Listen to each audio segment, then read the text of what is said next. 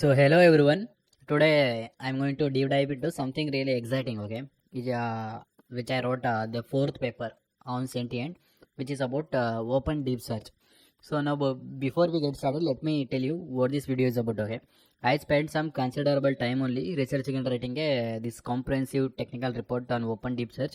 It took me around some 15 days for me, and this is the incredible open source framework by the Sentient Foundation, that means ODS.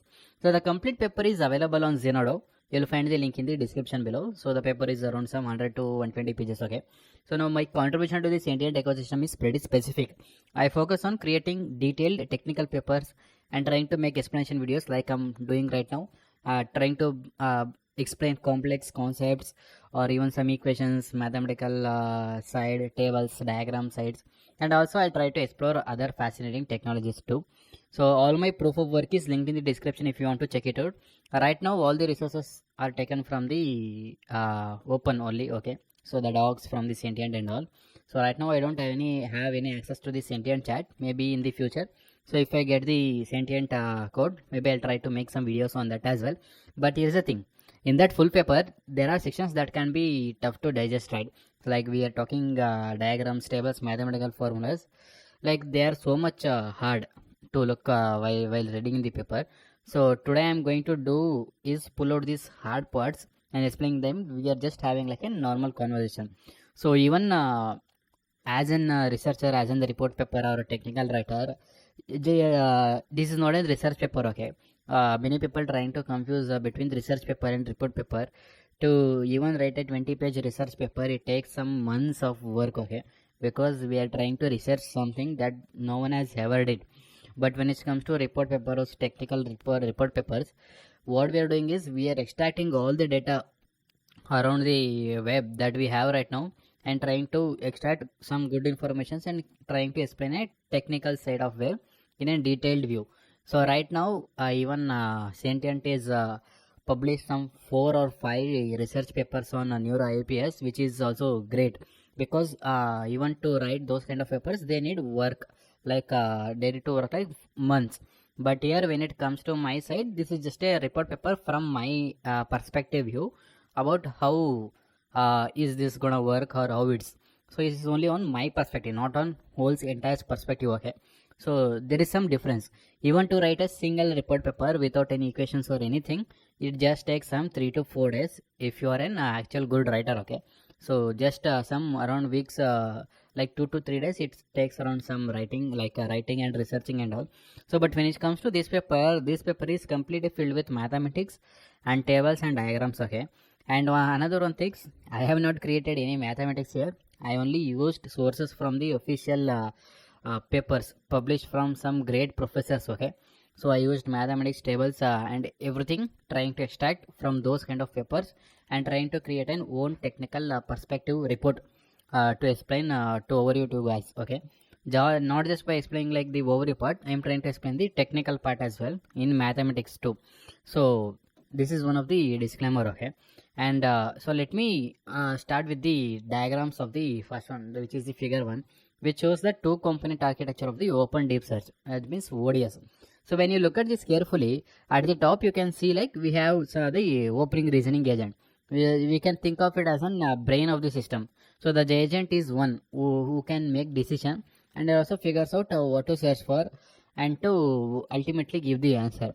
So below that we have open search tool, OST, which is like a research assistant that goes out and actually gathers information from the web. So here's what beautiful about this design is, these 2 components are completely separate, like they are not equal. Okay, they are not trying to one-on-one, they are completely different. You can see the clear division in the diagram as well. So you may ask like why does this matter? Because you can improve one without touching the other. Okay, if tomorrow someone builds a better search mechanism, you can just swap it in. If someone creates a smarter reasoning agent, you can just plug it in like that. So when we go down sign, as you see in this arrows, a user query comes in from the left and it enters to the reasoning agent. Then the agent thinks like, okay, I need some information, let's try to gather some information. So to gather some information, what it does, it sends some request down to the search tool. Then the search tool has some 3 stages. So as you can see in the those boxes, one is query refreshing, retrieval, and augmentation. So I'll explain try to in the detail later. Okay, the results then flow back to the reasoning agent. Then it decides like, do I have any information, like I gave the task to the search tool, so right now it gives back some information. Is it enough, or do I need to search again? So it thinks like that, which is the feedback loop, as you can see in the arrows going back forth and forth. So this process, what it makes for the complex questions. Suppose if you ask, hello, how are you today, it is a simple question, but if you ask some mathematical questions or even some physics question, which is a complex questions, right, complex input that we are going to give, and it should give some good correct output also, right? So this process is the what it makes powerful. So when we talk about figure 2, that the open search tool pipeline, this is where it really get interesting. Okay, so you should see the flow from this side to from left to right. Okay, so let me walk you through what's happening.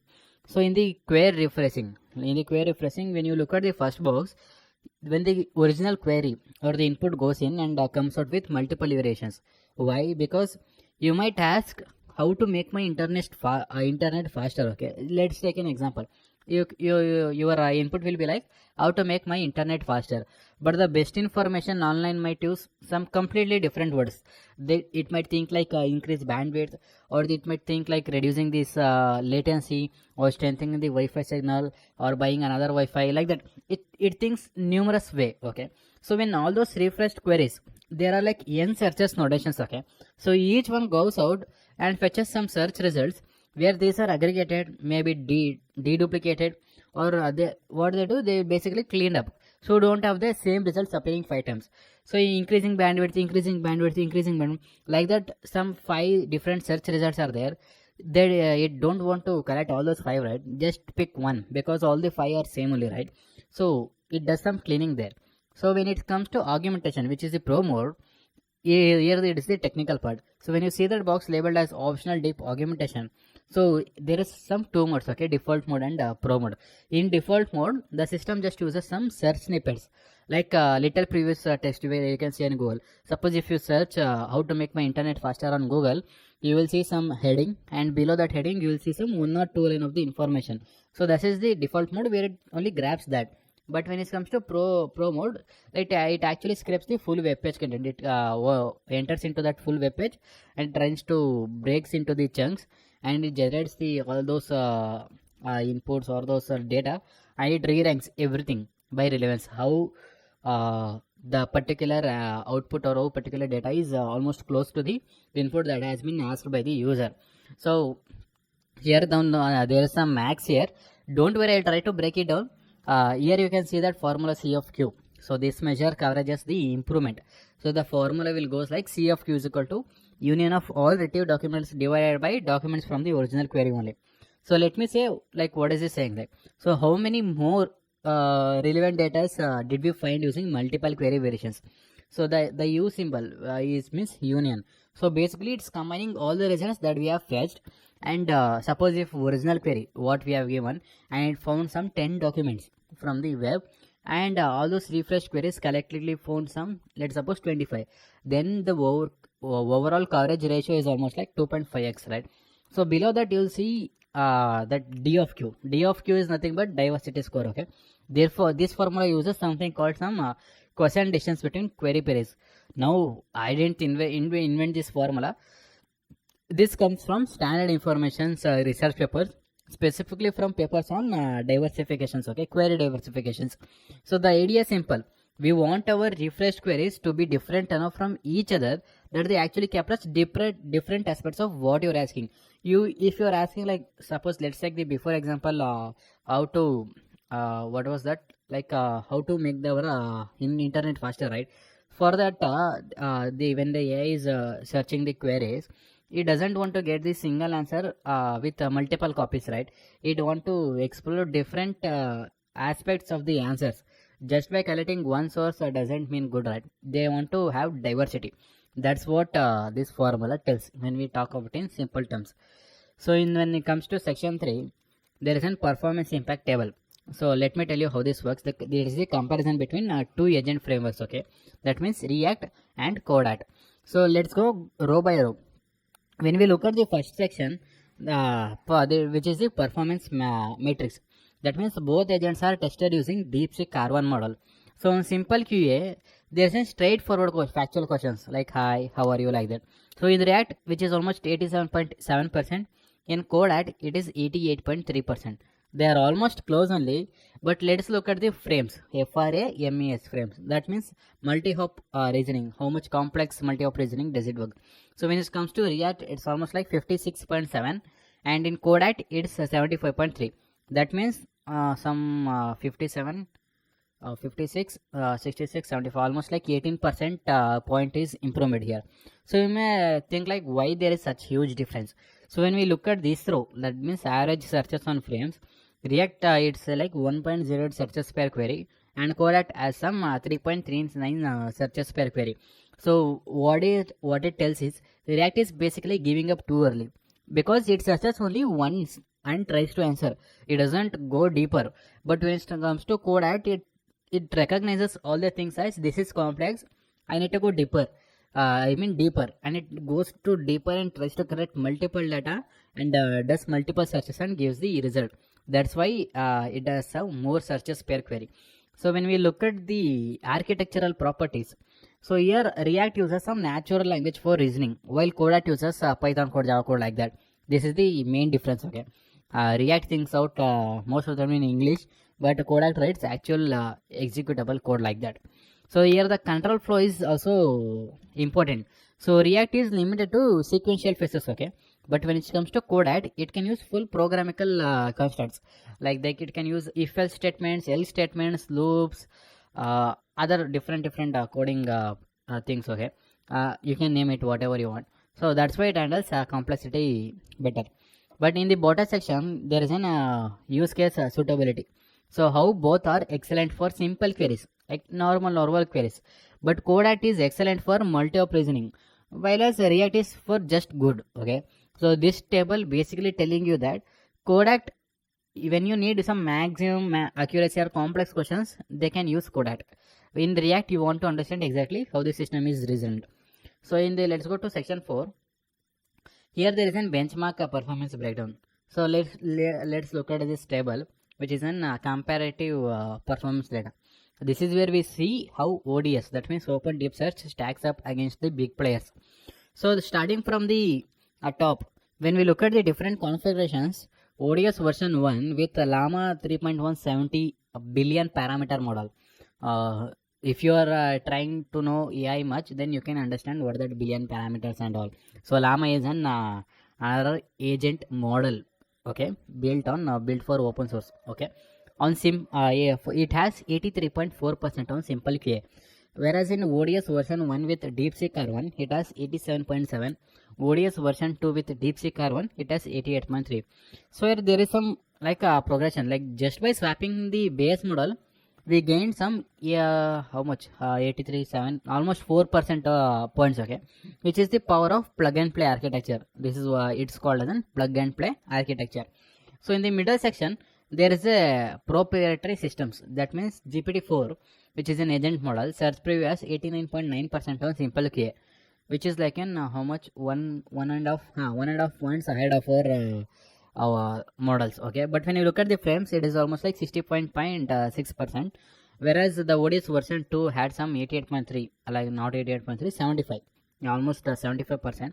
So almost like an 65, 75, like 9 to 10% points ahead of the complex reasoning, which is also good. So Perplexity, which is another agent model, shows some similar numbers to GPT-4 on frames. But when you look at the last column, axis, so everything here it says as closed. But when it comes to sentient, it is open. That's what makes it different, and it is also important also. So Llama 3.170b without any search, just 21.2 on simple QA, but DeepSeek R1, which is an agent model, without search it has some 82.4. This shows that how powerful reasoning models are even without web search. Suppose if there is any web search, then it goes more. But right now without any web search, these reasoning models are like crazy. But when we try to notice, even DeepSeek gets a boost from 82 to 88 when we add a web search also into the architecture. So here the average searches column on frames is revealing almost like 3.39 searches. That means search more when you need to. That's what drives that the more performance. So let's look at the section 5. Before going to section 5, let me give you one thing. Even I also didn't understand at the starting point. Okay, even to understand all of this, it took me some time. That's why it took some 15 days to almost write and make a video about this paper. Took even to make video everything, it takes around some 18 days for this work. So it's not like in generating some one tweet or some one detailed thread or one article about an using some AI. Yeah, actually I'm trying to explain about how AI works in the frames, in Kodak, React, like that. So it takes some time. Even I also didn't understand at the starting. I tried to get, and I'm trying to explain how I understood. Okay, so this is about this explaining this video. So let's go to section 5. So in section 5, it's almost like component contribution ablation. So ablation means it just like in let's remove some pieces and see what it breaks, like that. It's like a fancy term. Okay, so here let's go row by row. In the row 1, there is base model only, simple key, which has 21.2 frames, 21.2%. In frames it has 34.3 with 0 searches, no search model. Okay, the model knows nothing current. In the row 2, it has a search tool we have added. So in simple key jumps from 21 to 82, and which is a massive gain, almost like 22, 82, almost 60 points. In frames it drops to 27, from 34 to 27, which is almost like 27, 3, 4, some 6.5 or something points. Okay, so here like adding search, it made it worsen complex questions. I say yes, because without reasoning framework, the system just dumps search results at the model and the model gets confused, which is also critical. But when you look at the row 3, which has a React framework also, then frameworks request to 37.4. So from 27 to 37, almost like 10. Okay, 10 points. Now we are giving the model structure to how to think about the search results. Just by giving search result doesn't think, right? It doesn't think, it behaves like it thinks. So when we add React framework also, then it gains some points, like it have some advantage. So in the row 4, we'll add some few short examples, like how to do. This is the some examples, like frames jumps to 49%, or 49.5, almost 50% from 37. It's almost like 37, some 13, 12 to 13 points. Okay, so these are those 200 community designed examples showing the model good reasoning patterns. For this formula is like learn from examples. Okay, we have given examples, try to learn from them, and comes from the like in-text learning literatures. This is also a paper written by Brown et al. On GPT-3. So he's a great guy. I also read more his papers. In row 5, it has like DeepSeek R1 model frames also. So when we add this with the all of the from row 4 to plus in row 5, if we add DeepSeek R1 model also, the frames goes to 56.7, which is almost like some 7 points has been gained. So what it does is better base model, the better performance. So the base model, it should be perfect. So if it's perfect, then it gives the best performance from any other model. But when we notice here is this smaller than the architectural improvements. Okay, so in the row 6, we also added Kodak, which is the ODS version 2 frames. Then it jumped to 75.3, which is an whopping 18.6 point jumps. Okay, but your simple queue actually drops to slightly how much 2 points. So this trade-off shows you that Kodak is optimized for complexity, not for simple things. Okay, in the default mode, the augmentation impact is almost in some 27.6%. In the pro mode with augmentation, it's around 75. So which is almost like 75, 27, 40, 45% point difference is there, which is also huge. The augmentation, it's going deep. It also tries to scrap full pages, not just the outline, and it also does some re-ranking, and it does the critical part for the complex queries. So where you can see the formula here, let me try this explain this equation 11 and 12 from the paper, which calculates the delta and relative improvement. Okay, so let me explain those. So here the triangle it is called as a delta symbol is a symbol, not a triangle. It's a symbol called as a delta. So delta og is equal to P of pro mode minus P of default mode. So if we calculate this, it comes around 47%, 47.5. So that delta means change or difference. Okay. So here in the next equation it looks like n, but it's not n. It's called as an eta. So eta og is equal to delta of og divided by P of default mode. So it comes around some 172.8%, almost like 173%. So this eta represents means improvement, how much improvement is going to do. So here we are getting like 172% of better performance, which is like how much 47, 40, 40, 40, like triple only. It's almost like triple. So these formulas aren't mine, okay? Another time I am saying they comes from standard statistical analysis methods. They are used in some machine learning papers. Even I also to understand this I took some time. So I am trying how I understood. Okay. So when you come at section 6, frames benchmark composition. So here when we look at this table, this breaks down what framework benchmark actually tests. So in the total scenarios, when we look at the dataset statistics, there are some 2000, almost 2000 questions. So here the average step is 5.3. That means most equal questions need 5 to 6 pieces of information which have been should be chained together. So when we come at the human accuracy, it's almost like 93%. So even humans don't get everything right. Okay, they also make mistakes. So in the GPT-4, which is a model baseline, which is almost like 70%. This is the GPT without any tools. It's trained just reasoning. Okay. When it comes to source distribution section, 66.7% is synthetic. That means meaning researchers created these questions deliberately to test some specific reasoning platforms. Okay. So 18% to the academic or research tasks and only 6% to the real web source questions. So this tells you that frames is designed to be challenging, not necessarily realistic. Okay.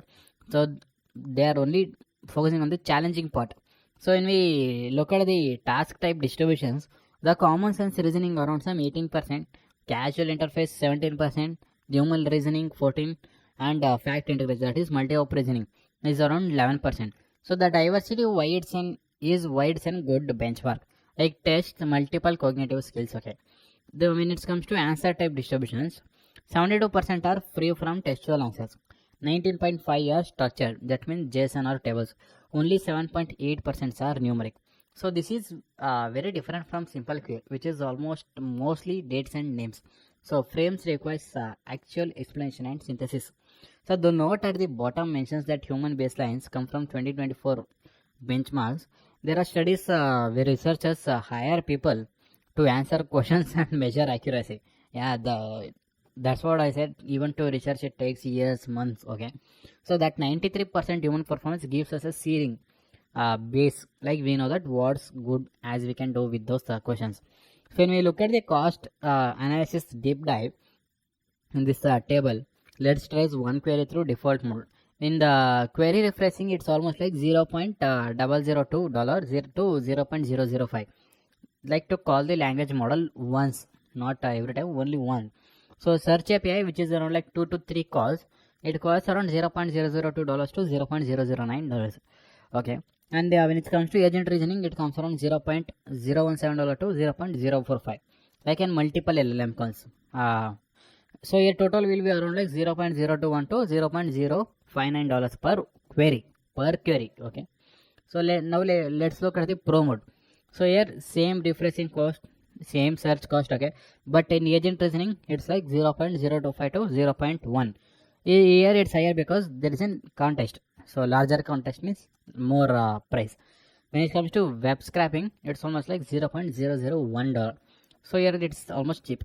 Embedding generations, here it is $0.001 to $0.003. So here the total is 0.03 to 0.120. So pro mode, which costs roughly around like 2 times more. But when we remember that 47 accuracy improvements on complex queries also. So in the self-hosted deployment sections, fixed monthly cost is around like $3,600. Per query marginal is around $0.001 to $0.003. Just if we took for bandwidth and electricity. So let's look at some economics here. Break analysis. When it comes to Perplexity at $0.02 per query, it's almost like 1,82,000 queries per month, even to break even. When it comes to GPT-4 search, which is around $0.10 per query, it is almost like 36,000 queries per month. But when you look at ODS API, at $0.025 per query, which is almost like 1,44,000 queries per month. So the formula for break-even valuation is simple, is V is equal to C of fixed divided by C of API minus C of marginal into. So where V stands for break-even volume, C of fixed stands for the infrastructure cost, how much infrastructure is costing to generate those kind of queries, and C of API is the API cost per query, how much cost is given for one query from the API, that means application programmable interface. When it comes to C of marginal, it is self-hosted marginal cost. So this formula comes from the basic economics, that means unit economics analysis. It's telling you at what volume does the per query cost of API equal at amortized cost when it comes to running our infrastructure of these agent models. So when you look at the bottom section, you can even get cheaper. When you use GPT 3.5 for refreshing, it's cheap, like $0.001 to $0.002. So when you look at the self-hosted share XNG, it's almost like $0 additional. When you use Cloud Sonnet, which is a good reasoning model, it costs around 0.008 to 0.020, which is cheaper than GPT-4. So here when we optimize, it comes around $0.012 to $0.025 for default mode, which is less than Perplexity's $0.02. And you also get some full control and some transparency also. So let's look at next section, that is 3-year TCO scenarios. So in this table, there are some projects which cost around some 3 years, which is critical also when we plan, right? So in this small deployment, around like 10,000 to 25,000 queries per month. So even if we grow in 25% here, we need to spend, like companies need to spend, like for Perplexity AI, it costs around $12,600. For ODS API, it costs around some $18,900. For self-hosted, it costs around $1,29,600. So the clear winner, it goes around for Perplexity API only, because it's cheaper for them. The self-hosting makes no sense because at this scale, because $3,600 if it comes $3,600, yeah, it comes around $3,600 to $4,000 monthly fixed, which is heavy only. We start just use some models. When it comes to medium deployment, $50,000 to $50,000 to 1,50,000 queries per month. Here Perplexity comes around, even if you're growing 35% per year also, Perplexity comes around $72,000, and ODS API comes around $1,08,000, and self-hosted, leave it, it costs like $1,80,000. Still cheaper to use APIs, but for the self-hosted. When it comes to large deployment, 1 lakh to 5 lakh queries per month, growing, let's take 50% per year. So Perplexity comes like $1,80,000, GPT-4 $7,20,000, ODS API $5,40,000, and self-hosted it comes around like $1,79,000. Forget. So now look at the savings versus GPT-4, like is $5,40,000 saved. So at this scale, self-hosting gets one of the worst decisions without any barrier. You are paying the same $3,600 per month, but spreading over hundreds of thousands of queries. So when it comes to enterprise, let's look at the enterprise section. 5 lakh queries to 2 million queries per month. So self-hosted with 4x GPU infrastructure, it costs around like $4,60,000, and for GPT-4 search is like 2 million. Not even 2 million, $2.880,000 savings, almost like 2,042,2.4 million 20,800, like over $2 million is saved in 3 years, which is why large companies do it self-host when it comes to enterprise level, not for beginner level. Okay, so the note of the bottoms mention growths rates compound annually. This is why compound growth formula tells like V of t is equal to V of 0 into 1 plus g to the power of t. That means V of t is volume at time t, and V of 0 is initial volume, J is growth, and T is time in years. So this is an experimental exponential growth formula from finance. Okay, just normal math. So let's look at the section 9, which is the mathematical formulas explained. Let me tackle some core equations from this paper. This might look intimidating, but I'll try to break this down. So Q is equal to Q of 0, comma Q of 1, Q of 2, like that. q of n times, where n is almost like 2 to the power 2 comma 5. So it's just like in mathematical notation, like we have a set of q containing the original query q not o plus n refreshed version, that means where n is between 2 and 5. So the curly brackets means that set, it's an set, okay, not we are not using some normal bracket, it's a curly bracket that tells like correction of things. So here the when you look at, you can check out like that e symbol that tells that is an which belongs to, okay.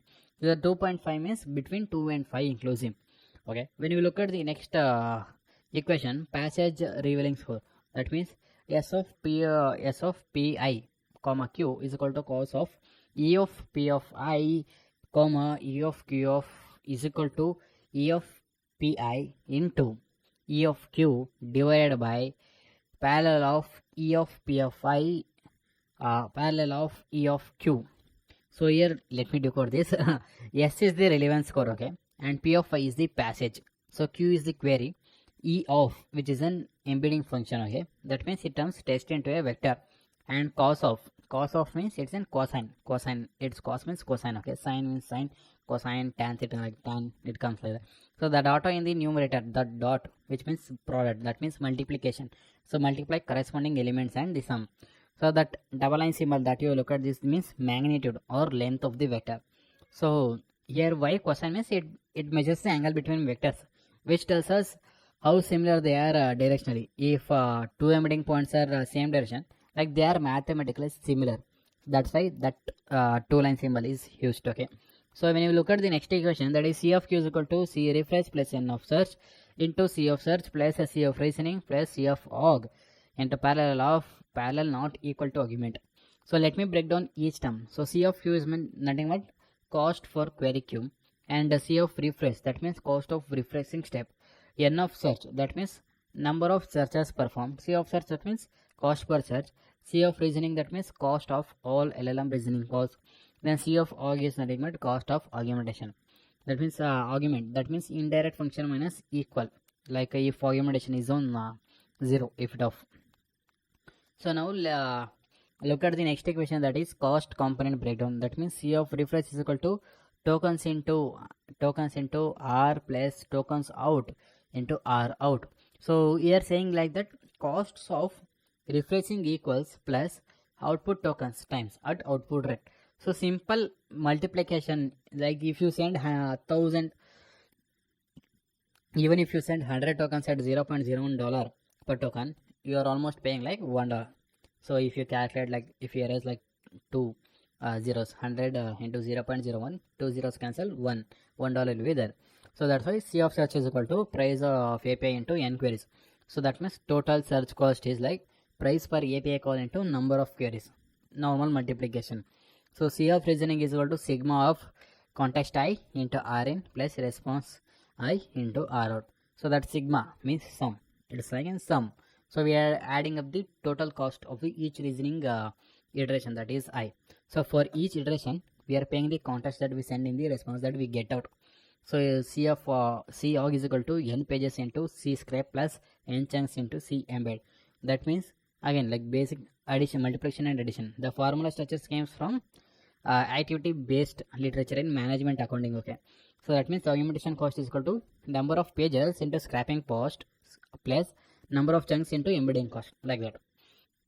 So now let's focus on equation 23, that is break-even volume, that is v is equal to c fixed divided by c of API into c of marginal.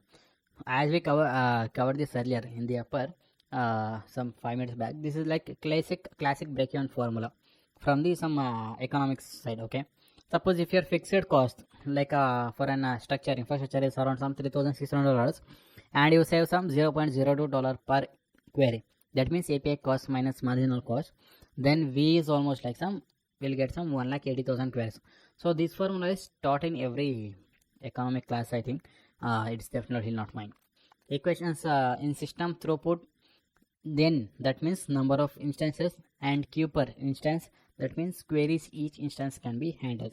So the efficiency n is equal to 1 minus alpha plus beta log n. So as you add more instances, simple is here as you add more instances you lose more efficiency, due to overhead, like heavy load balances is there. So the alpha and beta are constants. Okay, we measure them from system behaviors. So let's go to the next section, that is architectural trade-offs. So let me explain each component from this paper, the trade-offs in this design. Okay, so as you told in the there were two mode. Okay, default mode, pro mode. In default mode 5 to 15 seconds, which is in lower accuracy. In pro mode it goes around from 15 to 60 seconds higher accuracy. This isn't specific to ODS, but it's like fundamental thing in computing, as you can see in the mathematically, like if latency to the like if latency to the power of 1 by accuracy, then L into A is equal to constant, where L is latency and A is accuracy. So the proportional symbol lambda means proportional to, not lambda, alpha means proportional to. So this inverse relationship, that means latency is inversely equal to 1 by accuracy, appears everyone in CAP theorem. Okay, CAP theorem databases. So now look at the modularity versus optimization trade-off. So as is shown, as we can see in the figure 1, that is a search tool and reasoning agent separate. Here we can gain some independent development, easier testing, some deployments.